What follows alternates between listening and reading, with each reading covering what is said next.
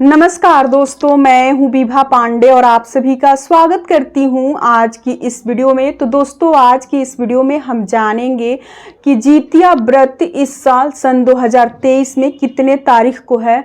जितिया व्रत से जुड़ी कुछ महत्वपूर्ण बातें, जैसे कि पुराना जितिया का क्या करें, नए जितिया में कितनी गांठें लगाएं, जितिया सबसे पहले अपने बच्चों को पहनाएं या खुद पहने, और अपने बच्चों के सलामती के लिए जितिया व्रत में कौन से 5 महत्वपूर्ण कार्य हर माँ लोगों को जरूर करनी चाहिए। तो इसी के ऊपर आज का हमारा ये वीडियो है। आप लोग बने रहें मेरे साथ मेरे चैनल पे। अगर आपको मेरी ये वीडियो पसंद आती है तो प्लीज़ आप मेरे वीडियो को लाइक करके चैनल को सब्सक्राइब कर दीजिएगा, साथ में बेल आइकन को जरूर प्रेस कीजिएगा, जिससे मैं जब भी कोई वीडियो अपलोड करूं तो नोटिफिकेशन आपको सबसे पहले मिले। तो दोस्तों, आश्विन मास के कृष्ण पक्ष के अष्टमी तिथि के दिन जितिया का व्रत रखा जाता है और हर महिलाएं अपने बच्चों के सलामती के लिए, उनके दीर्घ आयु के लिए इस व्रत को करती हैं। जितिया व्रत करने से पूर्वजों का आशीर्वाद भी हमारे बच्चों के ऊपर सदैव बना रहता है और पितृ दोष से भी हमारे बच्चे बचे रहते हैं।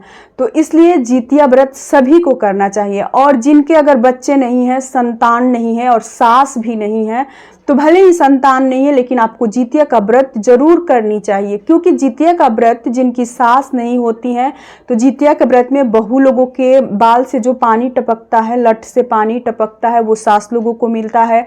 उनके लिए सुबह में व्रत के दिन भोजन दिया जाता है, बहुत सारे कार्य किए जाते हैं। तो भले ही आपको संतान अभी नहीं हुआ है, नई नई शादी है, लेकिन अगर आप घर की बड़ी बहू हैं, सास आपकी नहीं है, तो आपको जितिया का व्रत जरूर करनी चाहिए। तो इस साल सन 2023 में जितिया का व्रत 6 अक्टूबर को पड़ा हुआ है। जितिया का व्रत 3 दिवसीय होता है। एक दिन पहले खाए नहाए, फिर अगले दिन व्रत किया जाता है और व्रत से अगले दिन पारण किया जाता है। इसका खाए नहाए भी कठिन होता है, व्रत भी कठिन है और पारण भी बहुत कठिन होता है, क्योंकि इस व्रत में गलती की कहीं भी माफ़ी नहीं होती है। ये पूर्वजों का व्रत है और हमें बहुत ही सावधानी से इस व्रत को करना चाहिए। तो चलिए जान लेते हैं सभी महत्वपूर्ण बातें। तो सबसे पहले जान लेते हैं कि पुराना जितिया का क्या करें। तो देखिए, पुराना जितिया को आप लोग जितिया से 2-4 दिन पहले अपने गले में धारण कर लीजिएगा, पहन लीजिएगा, जरूर ध्यान से पहन लीजिएगा। उसके बाद से उस जितिया को, जितिया के दिन जब आप लोग शाम के समय प्रदोष काल में पूजा की जाती है, जितिया के दिन अरियार बरियार का और जीउत बन्हन महाराज की पूजा की जाती है, तो उस दिन शाम के समय जब आप स्नान करें तब अपने गले से जितिया निकालकर किसी पानी में डाल दीजिए। जितिया के दिन का नियम होता है गंगा नदी में स्नान करने का। अगर जो महिलाएं जाती हैं तो गंगा नदी में ही जितिया को डाल दिया जाता है, लेकिन जो महिलाएं घर में स्नान करती हैं वो क्या करें, तो अगर पड़ोसी से कोई जाता हो तो आप उनको भी देकर डलवा सकती हैं जितिया को, या फिर पास में कहीं अगल बगल कुआं हो तो आप वहाँ भी जितिया डाल सकती हैं। अगर ये भी संभव ना हो तो आप अपने छत के किसी साइड में कोने में जितिया को रख भी सकती हैं। पानी वाले स्थान पे डाले जाते हैं। याद रखिएगा कि कहीं आग ओग से इसे बचा कर रखा जाता है जितिया को, ठीक है। तो इसलिए पानी में डाल दिए जाते हैं ताकि जितिया सड़ गल जाता है, तो इसलिए उसे पानी में डाल। पुराने जितिया को क्या करना है आप लोग समझ गए होंगे।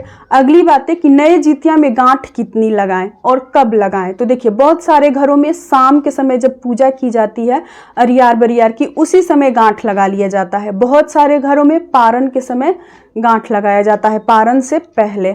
तो आप अपने घर का नियम थोड़ा सा पता कर लीजिएगा क्या नियम है, क्योंकि जितिया व्रत जो होता है पूर्वजों के लिए किया जाता है, पूर्वजों को समर्पित है। तो इस व्रत को अगर आप अपने घर के नियम अनुसार करती हैं तो ज़्यादा बेहतर होता है, क्योंकि देखिए, किसी का सुनकर, किसी का देखकर हमें इस व्रत को नहीं करनी है। थोड़ा बहुत नियम सबका मैच करता है, लेकिन घर का कुछ अलग नियम सबके घर में जरूर होता है। तो हमें अपने घर के नियम के अनुसार जितिया का व्रत करना है।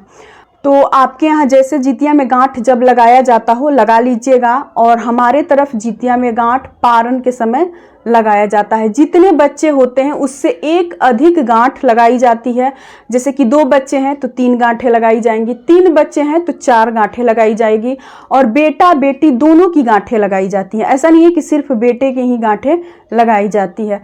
तो अगर बेटा एक है, एक बेटी है, तब भी आप लोग 3 जितिया में गांठें लगाइएगा। बहुत सारे लोग सोना के जितिया पहनते हैं, तो सोना के जितिया भले ही आप पहनते हो, लेकिन फिर भी आपको धागे वाली रेशमी जितिया जरूर पहननी है, क्योंकि रेशमी जीतिया में हम गांठे लगाते हैं, सोना की जीतिया में तो लगाएंगे नहीं। और सोना की जीतिया जितने हमारे बच्चे होते हैं उतने ही बना पाते हैं हम लोग। बहुत सारे लोग हैं जो कि एक अधिक भी बनाते हैं, लेकिन बहुत सारे लोग हैं, कम बजट वाले लोग हैं, तो वो जितने बच्चे होते हैं उतना ही बनाते हैं, या फिर एक ही लॉकेट में बहुत सारा जीतिया बैठा लेते हैं।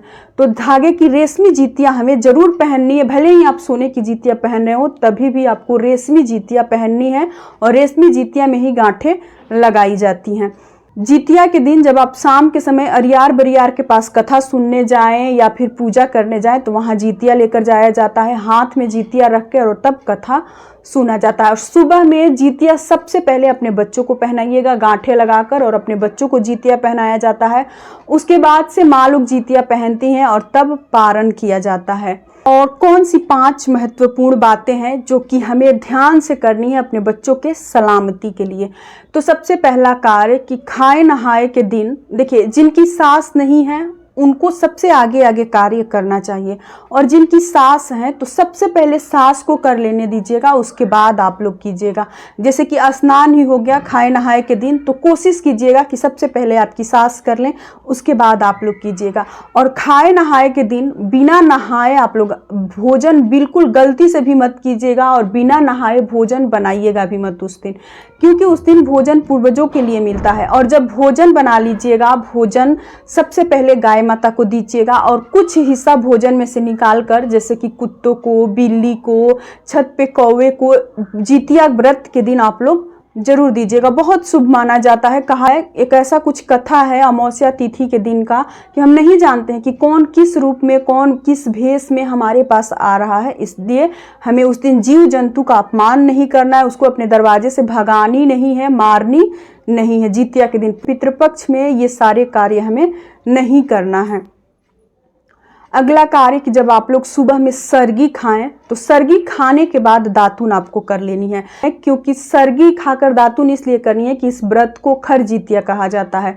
तो खर हमें पूरे दिन अपने मुख में नहीं डालनी है, हाथ से तोड़ना काटना भी वर्जित है। अगर जिनके घर में कोई करने वाला नहीं है, तो हमें तो रसोई का काम, हर काम करना है, तो काटेंगे भी, छीलेंगे भी। लेकिन अगर घर में कोई हो तो आप लोग उन्हीं से कोशिश करें करवाएं। बहुत कम चीज़ें उस दिन अपने हाथों से काटे तोड़े, ठीक है, क्योंकि ये खर जीतिया है, इसमें तोड़ना काटना वर्जित रहता है। सिलाई भी नहीं करनी चाहिए जीतिया के व्रत में। तो आप लोग सरगी के समय दातुन कर लीजिएगा। पूरे समय, अगर शाम के समय भी आप स्नान करेंगी ना पूजा के लिए, तो उस समय भी आपको दातुन नहीं करना है। अब एक ही बार आपको दातुन पारण से पहले करनी है, तभी आपको अपने मुख में दातुन डालनी है, इसलिए आपको सरगी से पहले दातुन कर लेनी है। खर जीतिया इसीलिए कहा गया है। अगला कार्य क्या है कि शाम के समय जिनकी सास है वो लोग बाल से स्नान करेंगी, सिर से स्नान करेंगी, और जिनकी सास नहीं है वो लोग सिर से स्नान ना करें शाम के समय। और उस दिन अपने बच्चों को जैसे पूजा करके आए तो तिलक अपने उनके लिलाट पे जरूर लगाएं। बच्चों के लिलाट पे अरियार बरियार की जब आप पूजा करके आए तो उनके लिलाट पे तिलक, वो रोली का हो, चंदन का हो, जिस चीज़ का तिलक हो आप लोग जरूर लगाएं। अगर लड़की हो तो रोली का तिलक लगाएं, अगर लड़का हो तो चंदन का तिलक लगाएं। सुबह में पारण से पहले आप लोग अपने बच्चों को जीतिया जरूर पहनाएं। आशीर्वाद होता है वो चीजें, तो आप लोग जीतिया जरूर पहनाएं। और आते क्या है अगला नियम कि भोजन जब आप लोग करने बैठें तो अपने बच्चों को साथ में लेकर भोजन करने बैठें। जैसे कि आप ज्वाइंट फैमिली में हैं या फिर सास आपके पास हैं, तो भोजन को सबसे पहले जूठा सास को ही करने दीजिएगा, चाहे वो पारण का भोजन हो या फिर नहाए खाए का भोजन हो। अगर सास के साथ आप इस बार जीतिया का व्रत कर रही हैं तो ध्यान रखिएगा इस बात को कि सबसे पहले भोजन आपकी सास जूठा करें, वो नहाए खाए का भोजन हो या फिर पारण के दिन का भोजन हो, ठीक है, क्योंकि ये पूर्वजों का व्रत है, हमें आगे आगे नहीं करनी है। अगर हमारी सास है, जिनकी भी सास है, तो उनको आगे आगे इस व्रत में नहीं करना है। सारे कार्य आगे सास को करने दीजिएगा, उसके बाद से पीछे से आप लोग कीजिएगा। हाँ, अगर सास से आप कहीं दूर रहती हैं, सास गांव में है या फिर कहीं दूर हैं, तब आप लोग भोजन बनाकर पहले कर सकती हैं। लेकिन अगर सास के साथ हैं, गांव में है या फिर आपके पास सास है, तो पहले भोजन सास को जूठा करने दीजिएगा, फिर भोजन आप लोग कीजिएगा। और पारण के दिन भोजन आप लोग अपने बच्चों को जरूर अपने साथ बैठा कर कराइएगा। वो कहा जाता है ना, प्रसाद स्वरूप उस भोजन को माना जाता है और हमारे बच्चों को आशीर्वाद मिलता है भोजन को करने से। तो आप लोग उस दिन अपने बच्चों के साथ भोजन जरूर कीजिएगा पारण के दिन। तो यहीं तक की थी आज की हमारी ये वीडियो। उम्मीद करती हूँ कि आप लोगों को मेरी ये वीडियो समझ में आई होगी। तो फिर मिलूंगी एक नए वीडियो में, तब तक के लिए नमस्कार।